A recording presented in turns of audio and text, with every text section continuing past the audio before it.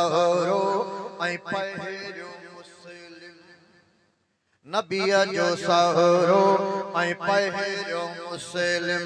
खलीफ़ो अव्वल ही मोतबर आ खलीफ़ो अव्वल ही मोतबर आ सहाबी सारा सितारा आहिनि सभिनी खां पहिरियां पढ़ी कलमो अज़ीम नेमत सिद्दीक़ माणी अबू बकर जी मिठी नियाणी बणी मोहम्मद मिठे जी राणी कबूल महबूब जी गुलामी हा कबूल महबूब जी गुलामी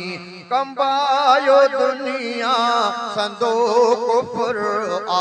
कंबायो दुनिया संदो कुफर आ सहाबी सारा सितारा आहिनि मक्के खे मुरसल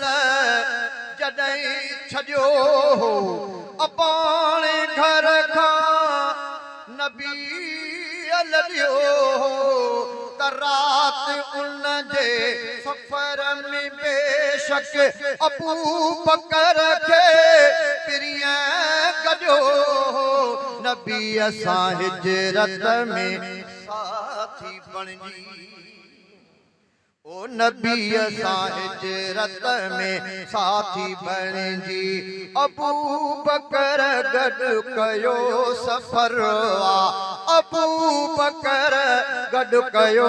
सफ़र आ अबू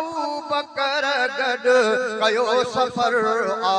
सहाबी सारा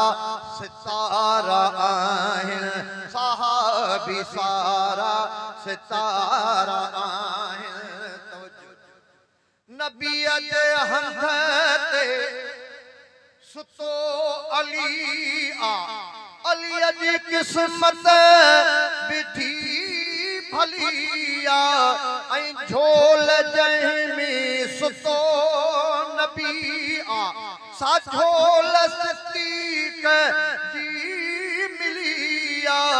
डंगे पयो नांग जंहिं खे हर हर तवजो इते सुभान अल्लाह न के अहिड़ियूं ॻाल्हियूं जो तकरीरम चई बि हुन जा न मोलदम उते सुभान अल्लाह न चई बि आहे डंगे पयो नांग जंहिंखे हर हर हाणे सुभान अल्लाह चइजो चुरियो न तोड़े चढ़ियो ज़हर आ चुरियो न तोड़े चढ़ियो ज़हर आ सहाबी सारा सितारा आहिनि नबीअ जी नासाज़ जी तबीयत अबू बकर खे हुकुम कयो वियो इमाम बणिजी सिद्दीक़ अकबर रसूल इमाम बणिजे सिद्दीक़ अकबर रसूल तरफ़ां इएं चयो वियो पढ़ायूं 17 नमाज़ूं हज़रत पढ़ायूं 17 नमाज़ूं हज़रत लिखियल किताबनि में ख़बर आ सहाबा सारा सितारा सजण जो नंढपण खां यार आहे सचन जो मशहूर प्यार आहे ऐं भाव शहज़ादा मोमिनन जे गिटीअ जो सिद्दीक़ हार आहे हुज़ूर साईं सां अॼु बि बेशक हुज़ूर साईं सां अॼु बि बेशक रहियल मिठो रोज़े जे अंदर आ रहियल मिठो रोज़े जे अंदर आ